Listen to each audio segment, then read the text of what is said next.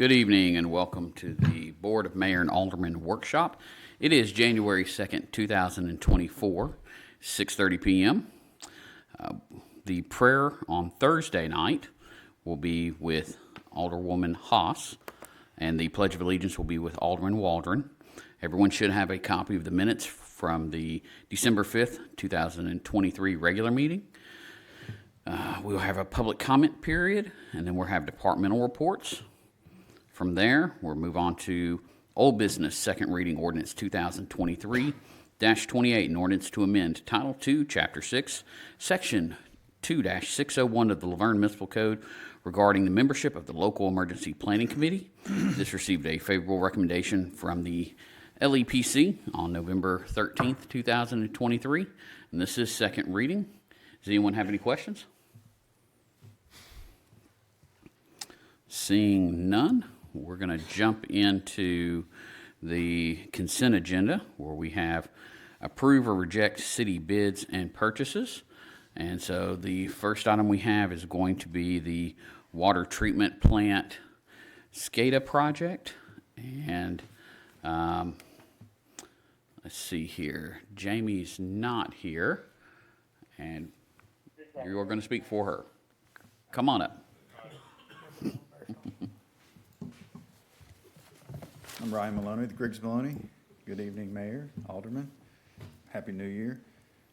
Before you have a recommendation to award the water system SCADA upgrade project. We received two bids, and the low bidder was W&O Construction out of Livingston, Tennessee. And that bid was in the amount of $4,891,532. We've vetted the contractor and are recommending for award. Does anyone have any questions? I've got one for Kyle. Kyle, is any of this money that we're using for this, I know it's water sewer fund, but is any of that ARPA funds for the Yes, pretty matching? much. If you'll remember on the ARPA funds, we had the TDEC portion and we also had the one that comes straight from federal. Mm-hmm. Basically, the TDEC piece was roughly almost $3.5 million. We had put in for 3 different projects. This project we was hoping would be lower, but of course, ever since COVID, anything we bid's come in way high. So this would basically take up, or it would take up all of the ARPA funds on the TDEC portion, and then roughly almost 1.4 will come out of water sewer fund. Okay. So that's kind of where that lands. Okay. Anyone have any other questions? Thank you. Moving on to request for proposal. First, we've got the senior center service provider, and David, I'll let you take it away. We'll do it. Mayor, Vice Mayor, Board, thank you. As you know, we're going through a transitional period at the senior center.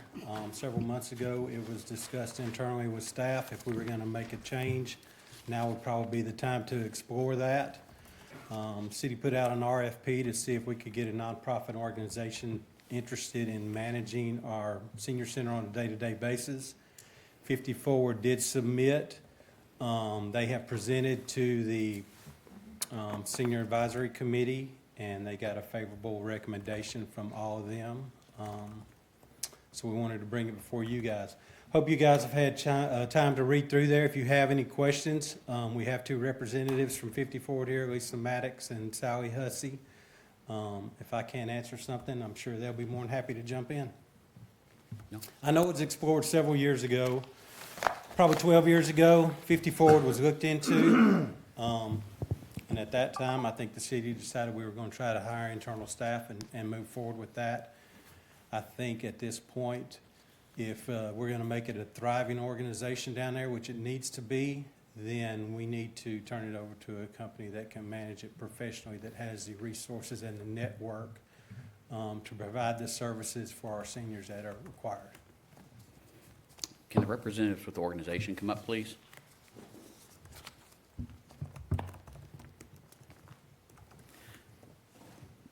Can y'all please tell the board and the public watching at home about your organization?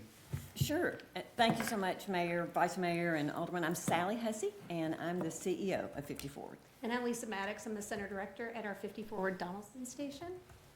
And 50 Forward, I think most of this information is in the proposal, but we have been serving older adults in Middle Tennessee for almost 70 years. I think we were really, really happy to hear that we might have an opportunity to spread our wings and come to Laverne and serve the older adults here. So we've been discussing it and have a wonderful opportunity to serve older adults in the area, and would really love the chance to be able to do it. We have experts who thrive in serving older adults and would really just love the chance to be able to serve. I think most of the information is in the proposal, but we're happy to answer any specific questions.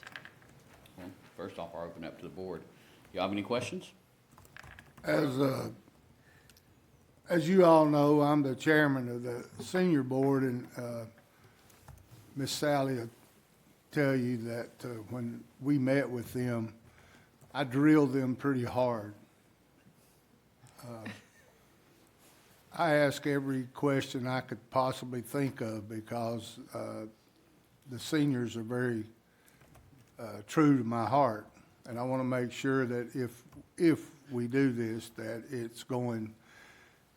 One of the things that I didn't know about until the following day, when I went back and told all of the seniors what had been relayed to me from you guys, and come to find out there was actually 2 seniors there that is directly or was directly involved with 50 Forward.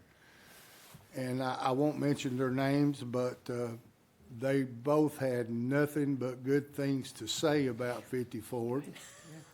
So that was a big plus in my eyes, because both of those seniors I have a lot of respect for. But as David said, trying to hire somebody for this position has proven to be very difficult. Someone that's qualified, and if you all read through the proposal and then reach out to these ladies, but like I said, I hammered them with questions. I asked them everything that I could think of. And as David said, I think it's probably time. Our center's growing. I know there's a lot more, and I'm sure Philip will agree that there's a lot more things to be involved as far as the legality part of it, getting that worked out. But one of the big things in this RFP, there will be no charge to the seniors. They won't have to pay a yearly fee. They're wanting to do a 12-month contract. So everything that I asked was very positive. Everything I told the seniors was very positive. So just giving you all a little insight about what we went through as a senior board. The senior board voted unanimously to bring a favorable recommendation before this board. So. Sally, what was your initiative in starting this organization?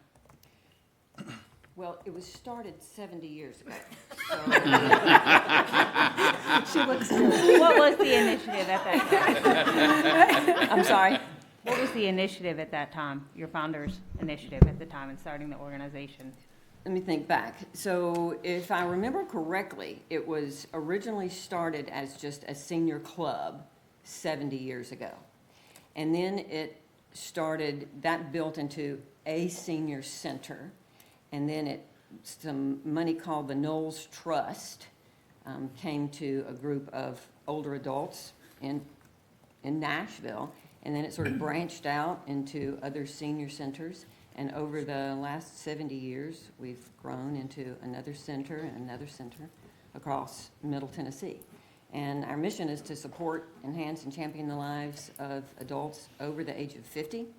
And I remember telling you a week or two ago that, our mission is to support older adults. It's not to support older adults in Nashville. And I think that was one of the things that really got us excited.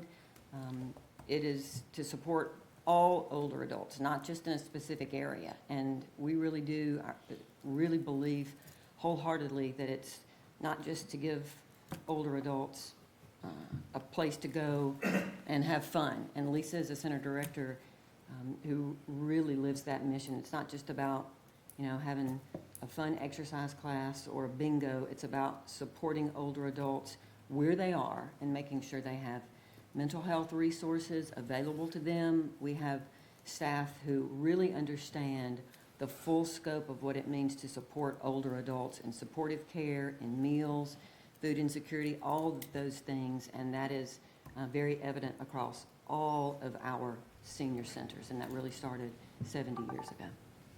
So I guess let me rephrase this, the question. Okay. But why is this important to you? To me, Yeah, why is this organization important to you? I just want to make sure that our citizens, we're getting the right people and the right fit for our citizens, so. personally, it's important because in high school, my mother made me, if I got in trouble, she would send me to the nursing facility on Saturdays as a form of punishment to serve the breakfast to the older adults. And I fell in love with a man named Clifton, who was nonverbal. And after a couple of days working with Clifton, I would go back on Wednesdays and Fridays after my high school job and just sit with him and watch Dukes of Hazzard. And I did that every day in high school until I graduated, and I think that was how I fell in love with the older adults. That's just the honest truth of why this organization is important to me. And my very first nonprofit job out of school was at 50 Forward 30 years ago. Okay.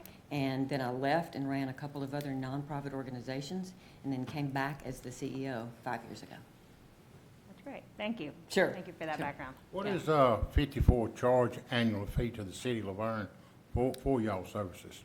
So I think that is in the proposal. You've got the full financial workup in the proposal, and we're doing things a little differently here. I think we discussed that. We have a little bit of a different financial model with our other centers, and Lisa might be able to speak to this a little bit. We do think there's a value in what we do, and in coming to the 50 Forward centers, there's a cost in providing art classes and heavy-duty exercise classes and van trips. And so for older adults who can't afford to pay, they pay a membership fee. We certainly don't want it to be a country club, or if you can't pay, you don't pay. But we do think there's value to that, and so you can become a member of 50 Forward. And then that helps pay for the exercise classes and the trips and the art.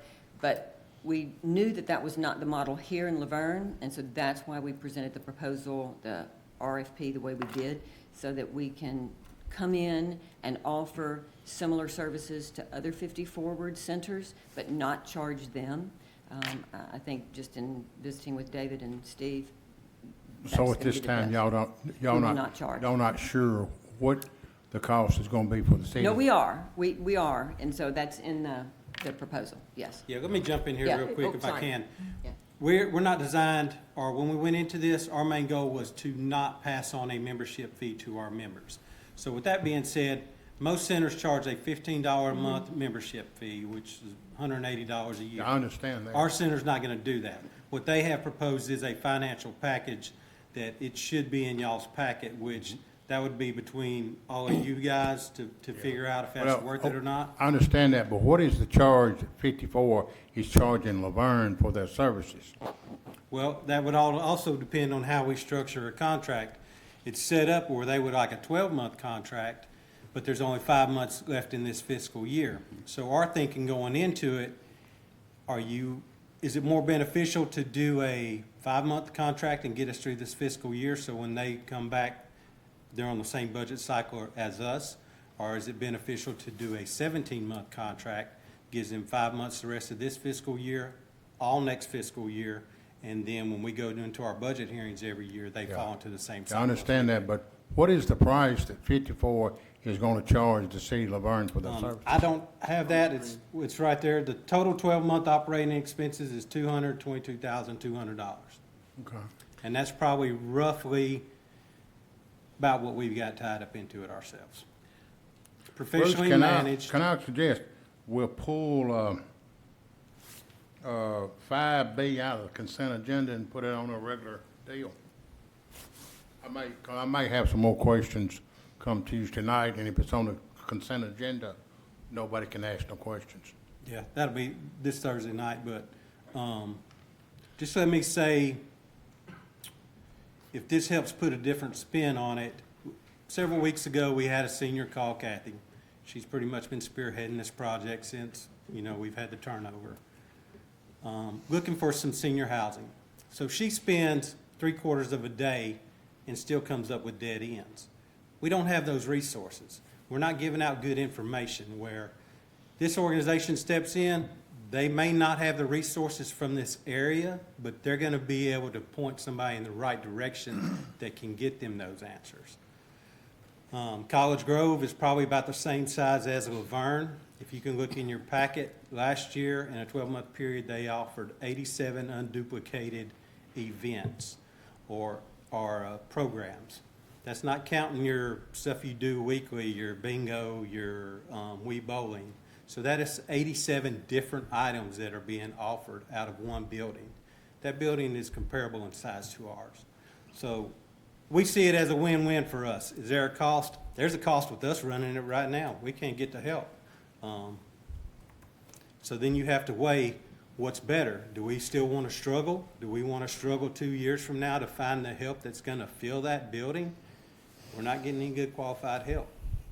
This is a win-win for everybody in our community, I believe. David, how does, and Bruce, you may have to chime in on this because this may be in your wheelhouse as well. But of course, we get some funding for our senior center through GNRC. We also get some grant money from the county as well. So would we still be eligible for that to be able to impact this funding? That would be up to the organization everything would be turned over to them. Any GNRC funding would no longer go through the city, it would go through 50 Forward. Any county funding would go through 50 Forward. So we're basically, it's kind of like a nonprofit. They come in, they ask for a budget, does the city want to support it? Yes, this is what they're requiring, this is what we're willing to give. As far as the county goes, we do get funding from the county. With this being existing setup, I do not see us not getting that, but the county could not promise us if there's a management turnover that those funds, they may look at it as a brand new organization or they may look at it as an extension of Laverne. But even that is not going to change that figure up there, I wouldn't think. And Tanya, I don't know if you may have this in front of you. Do you know how much we budgeted this fiscal year with the senior center? I want to say it's more than 260. We budgeted $267,588. Okay. Yeah, some of the, I'm not going to sit here and go through all the questions I asked this lady. It was Miss Sally and there was two more ladies there with them, but a couple of things that I asked about, and then it was proven to me by one of the seniors, was David just touched on it. They do all of the legwork. If we have a senior that is in need of something, as David said, they may not have the straight to the point, but they will make it happen. And one of the seniors, that's what she brought up to me, was 50 Forward had done some things for her mother. And through 50 Forward, doing all of the legwork, that was a big deal. And the other thing too, and we talked about it, my board, I call them my board, the senior board, are all in agreement too that even if this does go through, that they will still, now that it becomes a nonprofit, we hopefully will be able to go out into the city to some of these bigger corporations that I've been trying to get money from for the last 6 years, but I've been shot down because we're not a 501. But if we get that 501 status, myself and all the other seniors, board members, are wanting to go out to those corporations with that 501 paper in hand and get donations to help pay for, not to pay for the operation, but to pay for the trips and for things that the seniors would need. And like I said, everything that we talked about, every question we asked was spot on. So the big thing, back to what David, and I keep bringing you up, David, because you've already said this, but just you can't find anybody. You can't find anybody that, first of all, that wants to work. Second of all, that has the qualifications. And then David brought up GNRC. These folks know GNRC like the back of their hand. They don't have to be trained. They don't have to be taught. None of that stuff. If this goes through and they come in, then they're GNRC qualified from day one. Bruce, Question, are y'all a 501? Okay.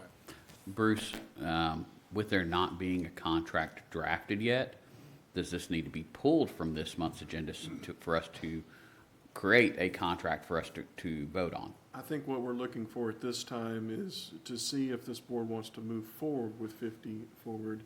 And that way, if you approve this on Thursday night, then we would draft the contract with them and go back and forth, get everything finalized, and bring back that contract for final approval in front of this board. Okay. That still doesn't mean that it's going to go through. It just means it's a step towards Philip and Evan and getting it going. Correct. If this board doesn't want to move forward, well, then there's no reason to go through the process of trying to write up the contract. Okay, now, speaking of that, if, there's a lot of if in here, and that's about the only word I can think of. If it doesn't go forward, then I'm assuming you, HR, will put back out taking applications again. Oh, and one other thing too, the ladies did tell me that if this goes through, that their first goal as far as hiring anybody they will make the concerted effort to hire from the Laverne area if possible. You know, they didn't say they definitely would, but they did tell me that they would make a concerted effort to hire from Laverne. So. Bruce, one other question, which is mainly procedural with our Senior Citizens Advisory Committee. Will we need to amend that group if this board chooses to move forward with a contract to have a representative from this organization be part of that board? I think there's a couple of options. We could possibly redo the membership of that committee, or we may be able to disband that committee. I don't know if there would be a need to have the Senior Advisory Committee if we have a 501c3 nonprofit operating it. Well, We wouldn't have any input really on how they operate it. Like in any other nonprofit organization we donate money to every year. yes. Personally, I would lean more myself to wanting to have that input, because that board is made up of both members of the senior center, members of the community at large, and to be able to make recommendations and suggestions similar to how we do with Parks and Rec and the library and other boards. So that would just be my thought. So Yes. I hammered them with that too. And I you- covered this, believe me. Mayor, we have advisory councils for every one of our centers. And we got excited thinking there's already one in place. And if that entire group wanted to stay on, I think we'd be excited to have them. Okay. Any other questions, comments, concerns? I just want to say that I was at the Senior Center Advisory Committee meeting, like I have been at all of them, even when I was on the committee. I couldn't ask questions because of sunshine laws and stuff, but I was there and I listened, and I was very impressed with what was presented, the questions that the vice mayor had, the questions that Ms. Felicia had as the purchasing agent for the city of Laverne, and also the questions from the advisory committee. I mean, everybody hammered these ladies. It was a very long meeting.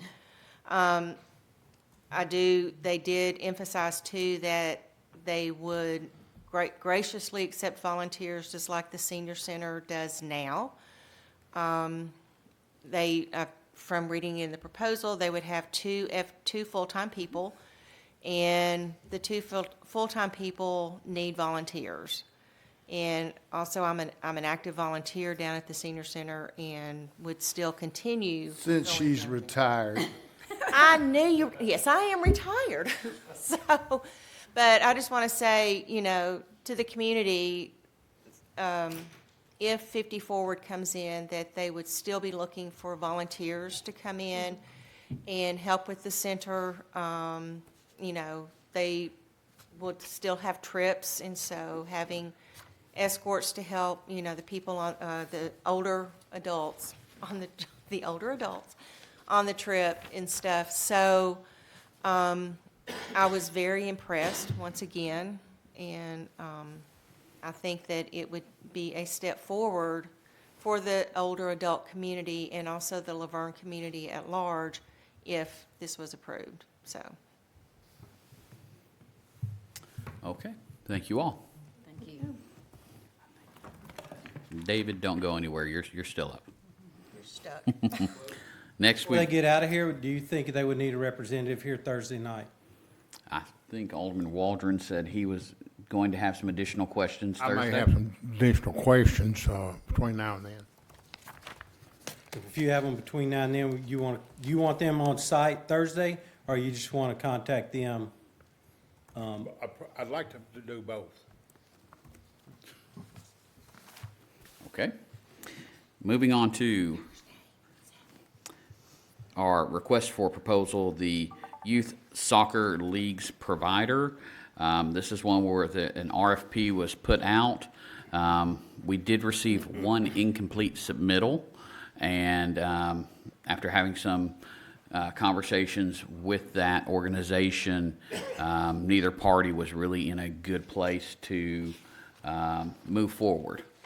And so, pretty much, we don't have a provider at this time. Is that fair to say, Dave? That is correct. We just wanted this on there. I know there had been talk about bringing soccer to Laverne. We were getting excited about it. Unfortunately, what he had visioned and what we're able to provide are not close to each other at this time. The organization was pretty well established, so they were ready to bring teams in here. Our focus is on rec ball, getting a rec league started here. And we just didn't feel like that was the direction that his organization wanted to go in. We didn't want to get into another situation that we were in with the ball league several years ago. Plus, it didn't help things that his RFP was not complete. Any questions? Thank you, David. Moving on to B, approve hands-on Nashville Community Partner Program Agreement. And this is just our annual renewal with Hands-on Nashville. And so it is a $200 membership. So this helps us to recruit volunteers and manage them for our different stormwater events like the stream water cleanup, rain garden programs, tree painting, that sort of thing. Or not painting, but planting. Any questions?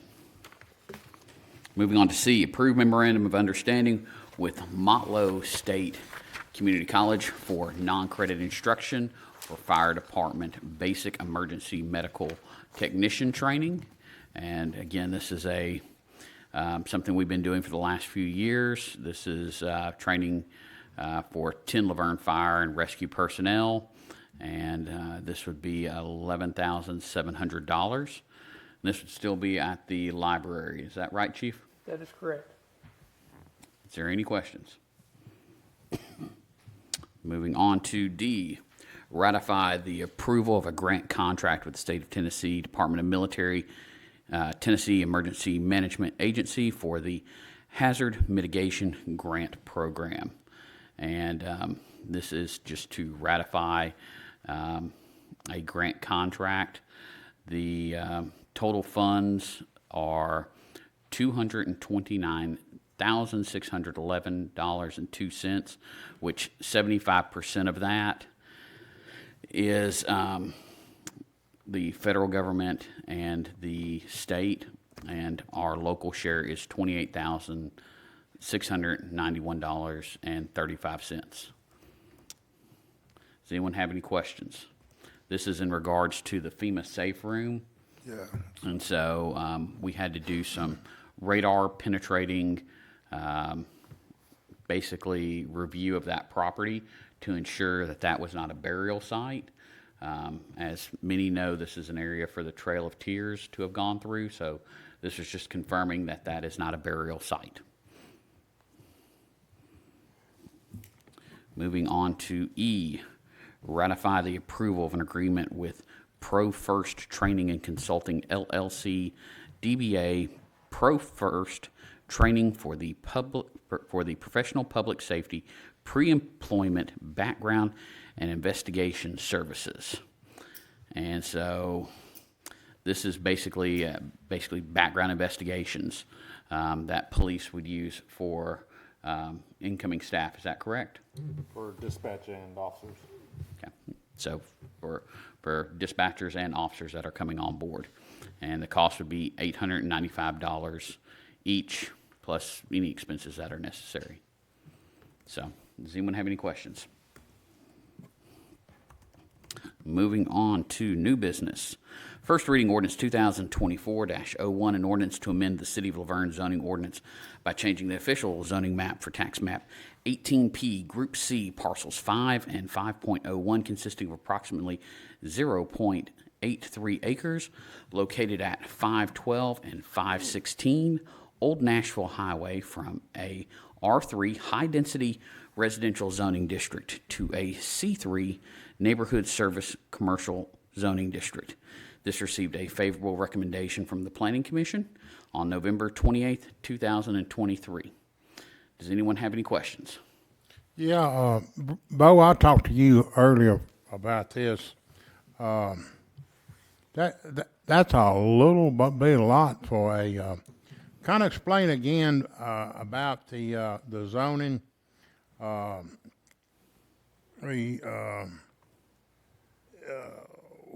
If we rezone it, what can go in there? I mean, a lot of people that's watching don't know. I mean, I know a lot of people here does. What is the option if we rezone it? What can go in there? So their request currently is for C3, which is neighborhood commercial. So neighborhood commercial allows small establishments like, in the zoning ordinance, they list coffee shops, cleaners, small services that the people that live in that area of town or in that community could use on a daily basis. So you couldn't put like a grocery store like Kroger or Publix or anything like that. It's really small pedestrian scale retail. Tire repair shop. That couldn't go there.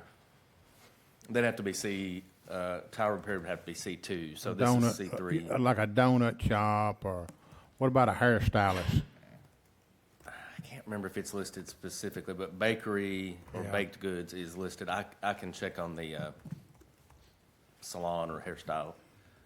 It just seemed like a whole little space for anything commercial to me, right there at that freeway stop by the. They submitted a concept.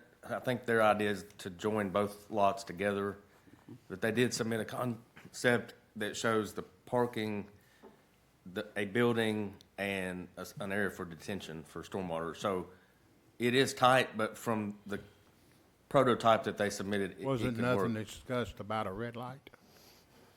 I don't think that has come up yet, Didn't come because up? they don't know specifically what they're putting in. Yeah, that wouldn't have come up at this point. That usually comes up once you've gotten to like a site plan. We have just a very basic concept plan because a concept plan is required with all rezonings. So, Just like me, a little bit of space, seem like something like that needs to be at least 2.5 or 3 acre, just 0.3, that's just over 3/4 of an acre, that's awful small. The house that I sit on is just a little bit smaller than that. It's just hard for me to visualize a business and parking on 0.83 acres. That's pretty tight. So what about no gas station?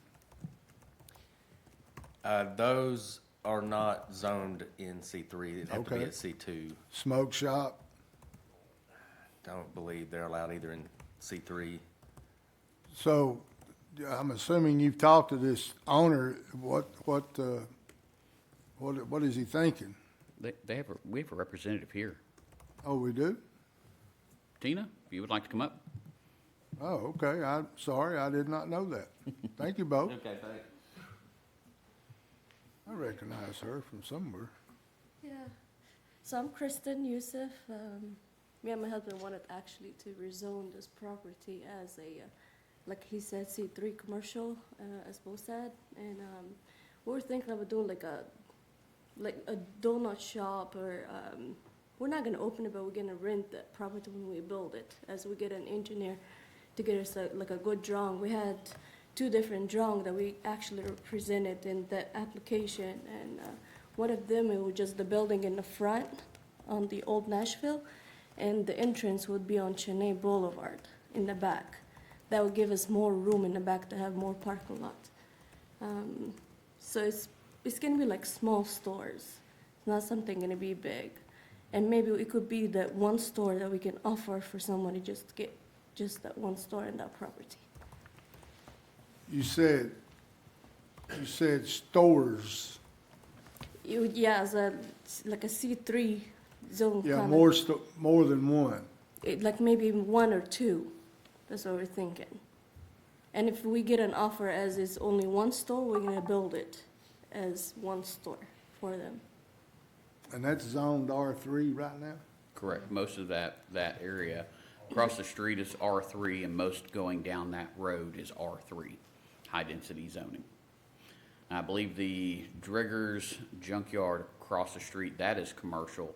Am I correct on that, Bo? That's correct. And so, so there's commercial in the area. I know we had discussed at Planning Commission during the zoning ordinance that pretty much in the long term, the whole road will eventually be commercial. And this just proves to that it's slowly moving that direction with rezonings. It just, at 0.83 just seemed like an awful small lot for that congested area. That's what concerns me. The donut shop don't bother me if it was just, I'd be more comfortable if it was a bigger area. I have nothing against donut shops, but that's what concerns me, the small area, you know. Any other questions, comments? Thank you. Moving on to number 7. First reading ordinance 2024-02, an ordinance to amend Article 4, Section 4.010 of the Laverne zoning ordinance regarding off-street parking requirements. This received a favorable recommendation from the Planning Commission on November 28, 2023. And just to go ahead and belay anyone's fears, if they've not read it yet, this is not talking about on-street parking. This is discussing apartment complexes. So this is basically modernizing what our ordinances are, and we were looking at Murfreesboro heavily for that, and we put basically 2 distinctions in there with gated apartment complexes and non-gated apartment complexes, to where the non-gated have, basically it's more stringent with them. Does anyone have any questions? Moving on to number 8, Resolution 2024-01, a resolution to accept Phase 1 of the Carruthers Crossing subdivision. This received a favorable recommendation from the Planning Commission on November 28th, 2023. And we've done many of these in the past. This is just subdivision acceptance. Does anyone have any questions?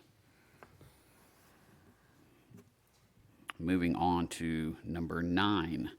This is Resolution 2024-02, a resolution to amend the employee handbook. And so, of course, last month we approved multiple changes to the entire handbook, and Dayforce was part of it, which I know we're having fun with Dayforce implementation right now. But this is just basically, since the approval, there's some additional changes that needed to be made to that, and so that's what this is. Does anyone have any questions? I'm just curious, how is the Dayforce, all that time clocking and stuff, how's all that going? Great. Going good? Leah's face isn't saying that it's great.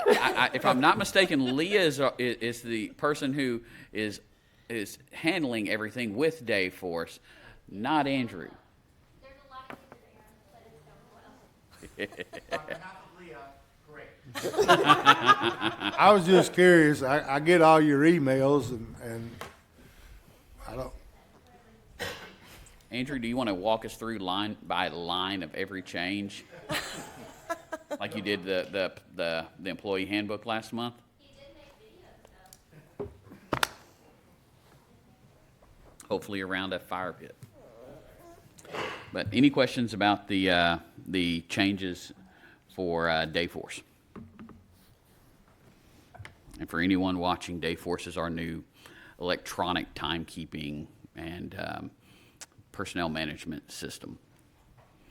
Moving on to number 10, we've got appoint or remove board and committee members. We've got the beer board first. We have one vacancy, which is Anthony Honeycutt, who resigned.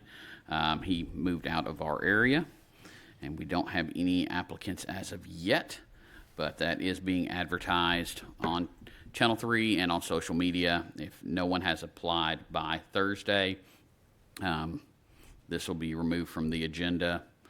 Next, we have the Historical Preservation Advisory Committee. We've got one term vacant, and that applicant does wish to remain on the board. So that will be on the agenda for Thursday night, and if anyone else applies, that will be included in there. Moving on to the library board, we've got two terms that expired December 31st. We've got Dr. Burgess, and then Kamisha Sadler has resigned. She's coming off this board. She's moving from the area. So Dr. Burgess does want to remain on this, and if we get any other applicants, that will be added onto the meeting for Thursday. Next, we have the Local Emergency Planning Committee. We've got two terms that are vacant. We've got four terms that expired on the 31st, and staff recommends that the four terms that expired all be reappointed. That's Michael Dietz, Glenn Green, Doug Oakley, who is very excited about that board. He loves it. Tanya Williams, and we will go from there with the other vacancies. And then just as an FYI, we have got, or no, not yet, I'm sorry, we've got the Stormwater Appeals and Advisory Board. We have three terms that are vacant, and Chuck Dillon's expired on the 31st of December. He does not wish to remain on this committee, so that is another vacancy to fill. So if any of you on this board or watching know anyone who would like to serve on this committee, we would love to have them. I believe I spoke to one lady who should be having an application in soon. Then the FYIs, we've got the Board of Zoning Appeals. We've got two terms that expire at the end of the month. That's Craig Pollock and Graham Coates. So we'll be reaching out to them on that. but this will not be on the agenda for Thursday's meeting. The Construction Board of Adjustment and Appeals, we've got 2 terms that are expiring at the end of the month, John Rutledge and David Waldron, and we will reach out to them. Again, this will not be on the agenda. Then we've got the Greenway Advisory Committee. We've got Lisa Ballard's term that will expire at the end of January. And so we will reach out to her, see if she wants to remain on this committee. But all of those FYIs will be advertised on social media and Channel 3. Last but not least, we have a discussion item that we discussed just last month. And so we will welcome David McGowan back up here. He's been spending lots of quality time with us tonight. It's going to be to discuss Brookside Neighborhood Park. Yes, sir. Last month, we brought this up to you guys. Staff didn't think we could get it done, for the money that was tied up in it. So we contacted the state to see what we needed to do, if we needed to repay what they had paid out in that grant. They seem to think that we can maybe scale this down, send it back in, and there's no guarantees. They may approve a scaled-down version. Our scaled-down version would look like a parking lot, the grading work, tying the walking trail back in, and possibly a concrete pad for a future pavilion. It would not include any playground equipment at this time. The money's just not there for it. And that would probably exhaust the TDEC's 200 some odd thousand and the city's 200 some odd thousand. There's no guarantees if we send that back to them. They're like, no, it's a playground grant. There's no playground equipment there, so they're not going to approve a downscale. We don't know at this point. This board may not want to do that if you're not getting any playground equipment. But we did want to bring that back in front of you guys. If you decide not to move forward with that grant and we resubmit something that's scaled down, if we pay back the $14,682, that clears our books with them, and that makes us eligible for future grants through them. David, have you talked to the neighbors around there and spoke with them about what the city is proposing to do with it? No, sir, I have not, no. A few years back, we had some neighbors that they was concerned about the things that was going on. I didn't know if you talked to anything. Things were going on as far as the construction of a park? No, just different, different stuff there, I would be comfortable moving forward with whatever there, on we get input to the people, that backs up to it. It's close to it to see what their input would be, because they're the ones gonna have to deal with it on a day-to-day basis. Well, Alderman Waldron, I believe as far as that goes, when we did the master plan, we had several open community meetings at the library when we were proposing Brookside Park. And the grant that TDEC awarded the city was based on that master plan and those community input meetings. Since we've been awarded the grant, I'm really surprised that they said scale it down and send it back in. Generally, there are no changes allowed. I'm afraid if we go down that path, then it's just like starting all over again. Unfortunately, with the money that's going to be tied up into it, we will not, we could get the ground level possibly. City staff thinks that can be done in this budget if TDEC agrees to it. And then we just put playground equipment in at a later time, budget that for a future budget year. We could do that cheaper without going through TDEC. We could do the co-op program, which would put the equipment at 80 some odd thousand probably. We mulch it, not required, pour it in place. They're kind of going back and forth on that now, where if we move forward with that, we could probably get out of that also.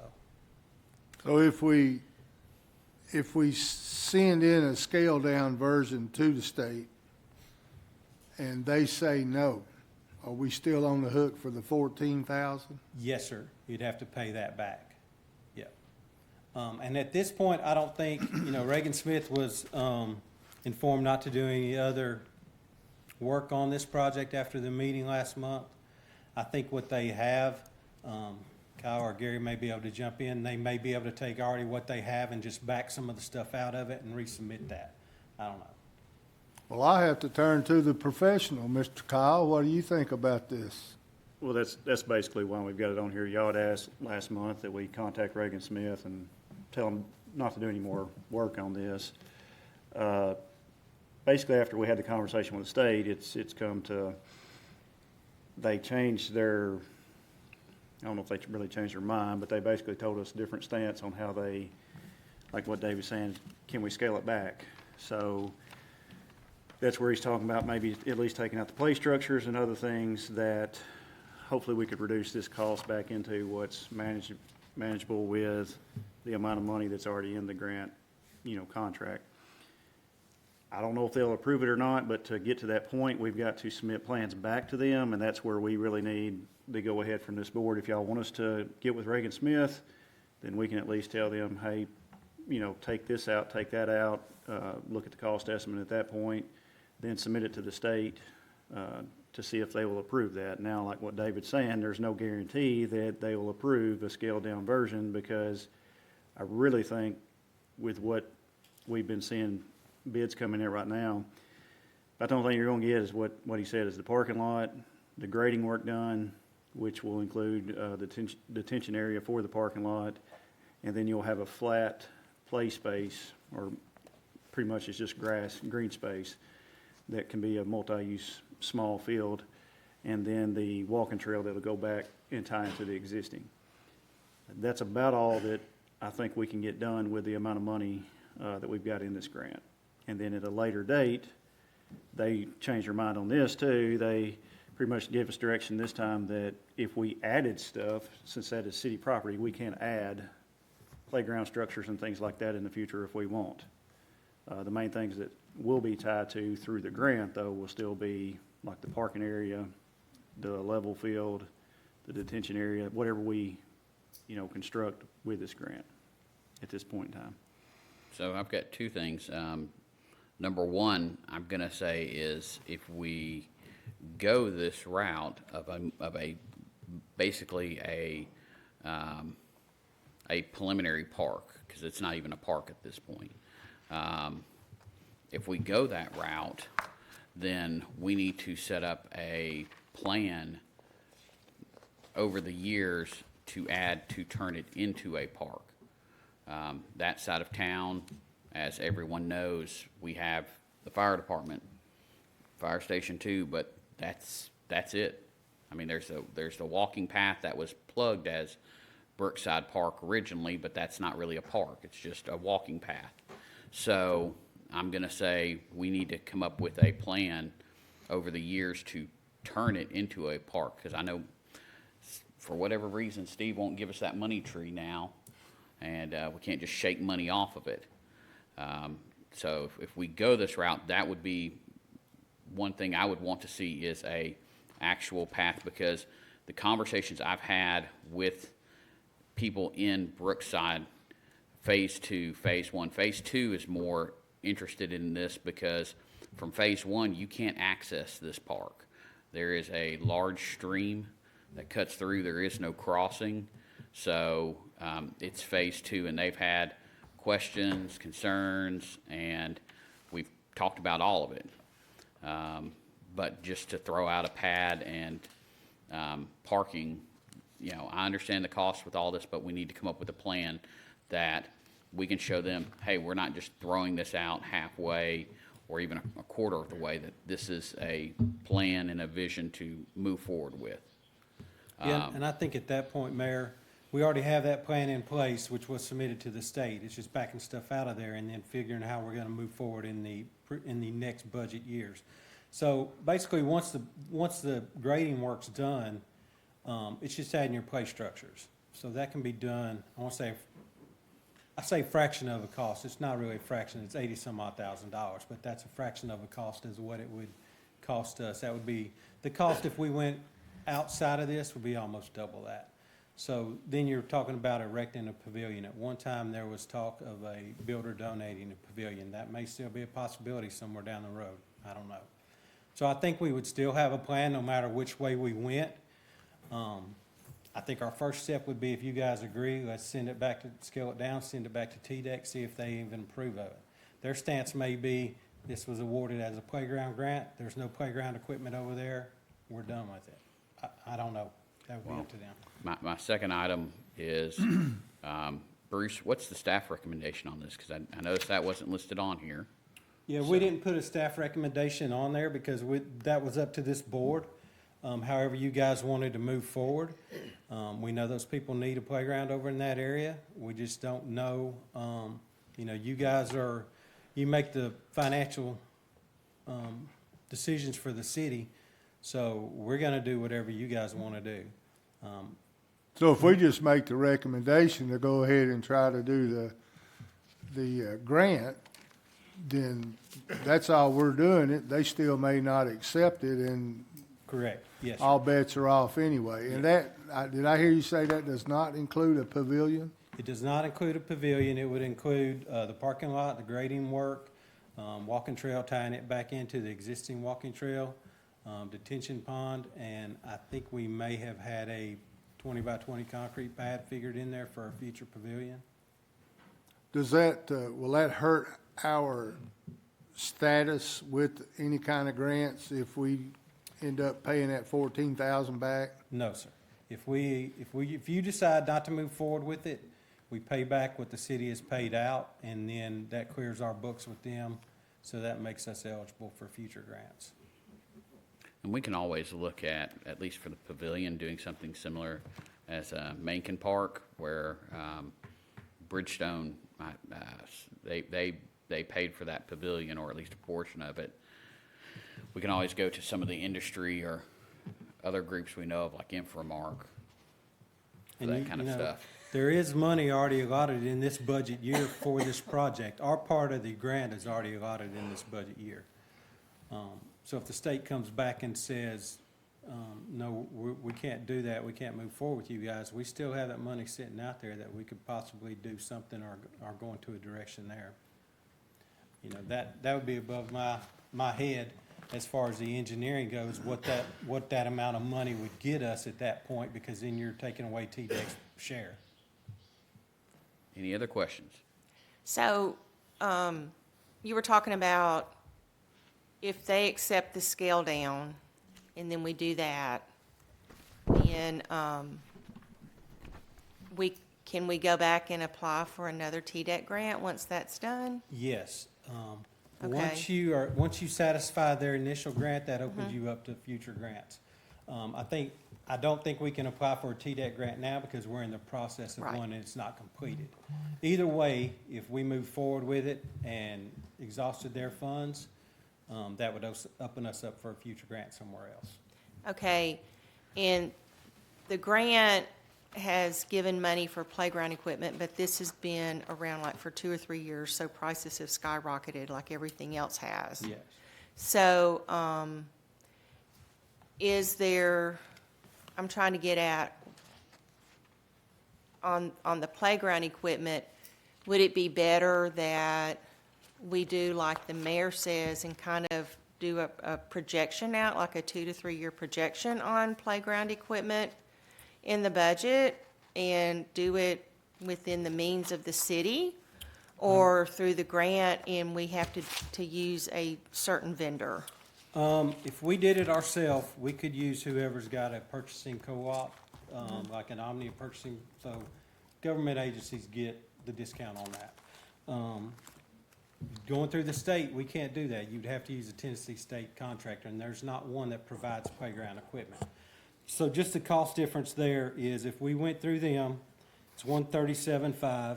If it was something we did ourselves and we could use our own vendor, it's less than $80,000. Okay, that's where I was wanting to get So what you're the talking difference with this. $60,000 difference there. Okay, I think from what they told us, if they accept the scaled down version and you all accept it and we move forward with it, once those parameters are met, which kind of surprised us because generally if it's not in the original scope, you can't add anything to it. That's not what they told us the other day. You can add something to it. That's where we thought we'll pull out the playground equipment. It's in a flood zone. If something comes through there and damages that equipment, if it's tied to that grant, we're responsible for fixing it. Poured in place surfacing, $60,000. We lay that down, God forbid, they're gonna get a flood over there and it's gonna happen in Laverne. You know how that goes. It's gonna pick that surfacing up and move it. The state's not giving us any more money for that. So we're back on the hook for another $60,000. That could happen in a week, it could happen in a month, it may never happen. But, you know, look what happened to the parking lot over at the Greenway. That flood comes through, picks up a quarter of it and sets it on the other part of the parking lot. That happened twice. Yes, yeah, drove by.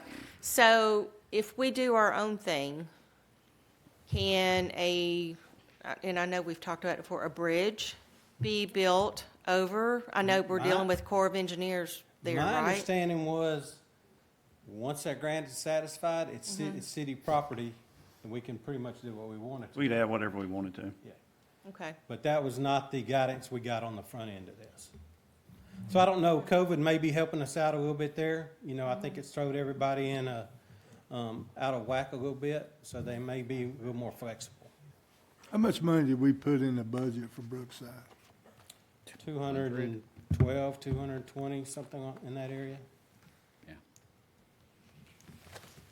Any other questions, comments on this? No, I just want to echo what the mayor said, but I think it's most important that we go in there with a clear vision of what we're doing and not just do anything halfway, right? Which is kind of, it sounds to me a little bit like we're doing. We're going to grade it and kind of see where this goes. But I don't know. I think it's important. We got a timeline. We got a clear vision, a clear expectation for what this is before we do anything with it. We've got two options. I mean, we've got the plans exactly how they are today.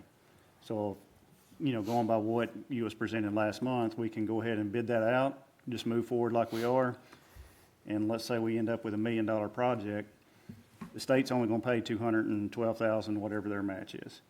So what we're saying is the grant, if they're gonna let us scale something back, we still got the overall plan. It's just up to this board to fund it. And it's easier or cheaper and better route, going by what David's saying, if we was to source it through one of the, national, which Omnia. Omnia. Yes, sir. If you use it, it's, let's say, $80,000 as opposed to $100 and something thousand if a contractor bids on it. So what we're saying is just basically let's scale this back to a point that we can meet the requirements of the grant. We're not going to be tied to maintenance of a playground structure that is still the city property. They said we could add it later. So if we just tie the grant to the main bulk of the work, that's the grading, the parking lot, the stuff we know we've got to have and always maintain, and then we can add to whenever the board can fund it each year. We've still got the overall plan to, okay, now we need 2 more structures or 3 or whatever, you know, is on that original plan. We're not saying abandon the plan. We're just saying that from a stance of tying this, you know, the city and this board to the project, we want to scale that back because clearly it's way over budget. Yeah, fiscally with the grant, it's not, I mean, it's not possible. We'd have to, you know, look at reducing staffing or capital projects that we need to do. But I do agree, we have to have a plan. At this point, the discussion really is, do we see if the state will allow us to scale it down? So TDEC asked you to scale it down, but Well, in conversations, they said that we could scale it down whenever the outreach was made from last month's meeting of what do we need to do if we want to withdraw from this grant. And they suggested a possible scaled down version. So with that, with this is asking, do we want to see if they would accept a scaled down version? I don't see the harm in asking. Ultimately, it's still going to come back before this board because we have to approve money being spent. Just my thoughts on this. that's what I'm saying. If TDEC asked you to submit for scale down, and then TDEC said, we may not accept it. Yeah, the men we were having the meeting with, you know, they're not the final decision makers.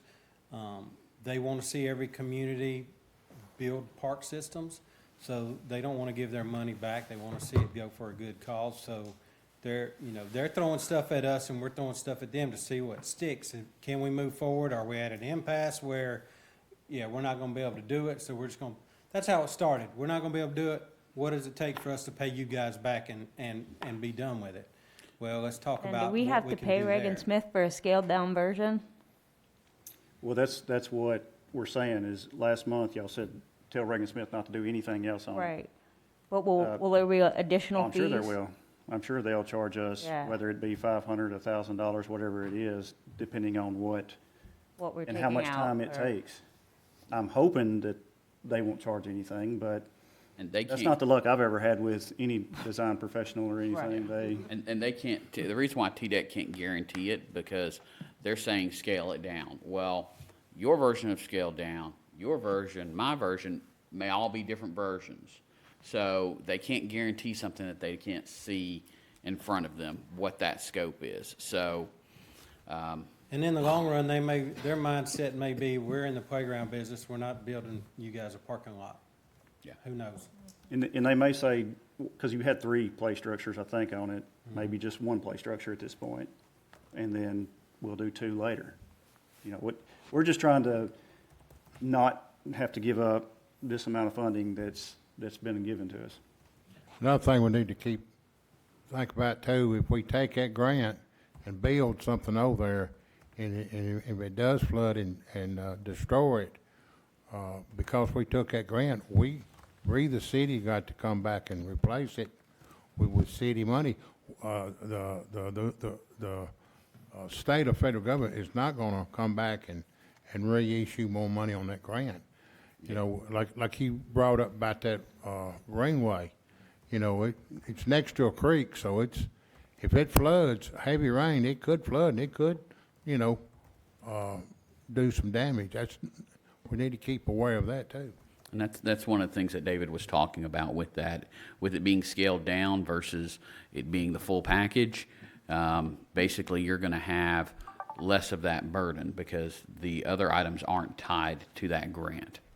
And if they agree to a scaled-down version and we put a playground in a year or two, this grant is due, the deadline on it is August of 2025, I believe.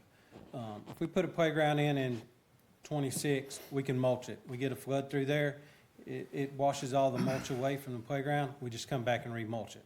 I know the playground we put in at Lake Forest has been vandalized too a lot, so. Well, and that has, anything could happen. yeah, that has poured in place too, so that, I mean, our stance as a park department is, if we can stay away from poured in place, that's what we want to do, because if it doesn't get damaged by the weather, a kid is going to come out there and cut it, and once they start tearing that stuff up, you'd be better off just pull it all up and do something else.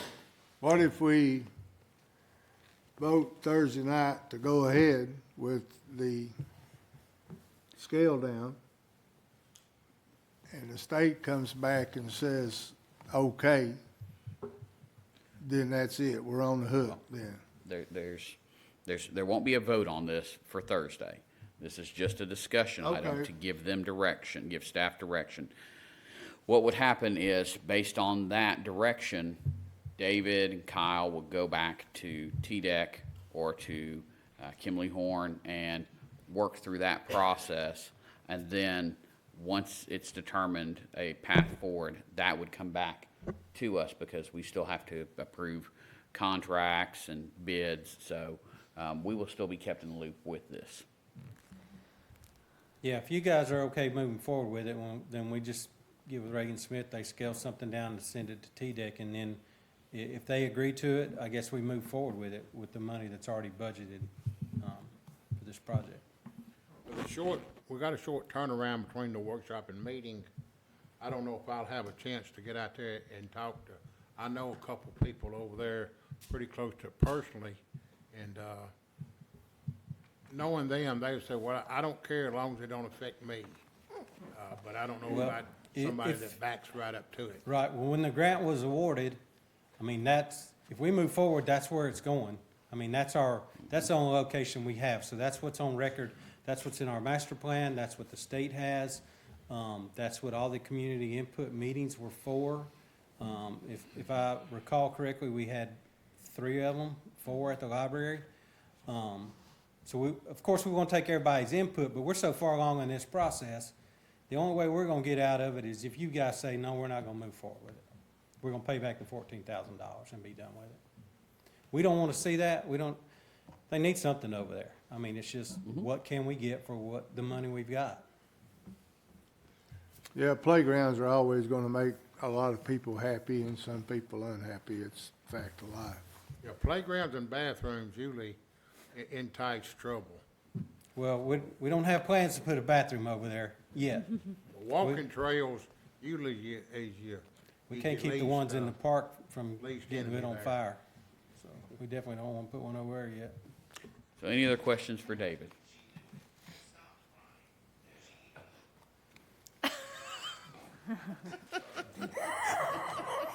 Thank you. Thank you, sir. Moving on to Mayor and Alderman comments. Alderman Waldron. All righty. I hope everybody had a good, fun, and happy, safe Christmas and New Year's. Remember the elderly when the weather. Make sure your pets have ample shade and fresh water. And on a sad note, remember and keep our prayers for the Ingalls family for their loss. That's all I got tonight. Alderwoman Hobbs. Nothing for tonight, thank you. Alderwoman Haas. Happy New Year to everybody and stay safe. Vice Mayor No. Just real quick. First of all, we want to remember Officer Joyner. But I want to thank Andrew and Leah and your bunch. The Christmas party was good. I really, really enjoyed seeing the employees getting the gifts that they very well deserved, and I was especially tickled that the emergency service people that was not able to attend, I was glad to see them get some stuff. But most of all, being greedy, I'm happy for my fire pit thing. Yes, I love mine too. Good job. Is that it, sir? That's it. Well, I just want to tell everybody I hope you all had a Merry Christmas, and we are looking forward to a prosperous and reflective 2024. With this, I call the meeting adjourned.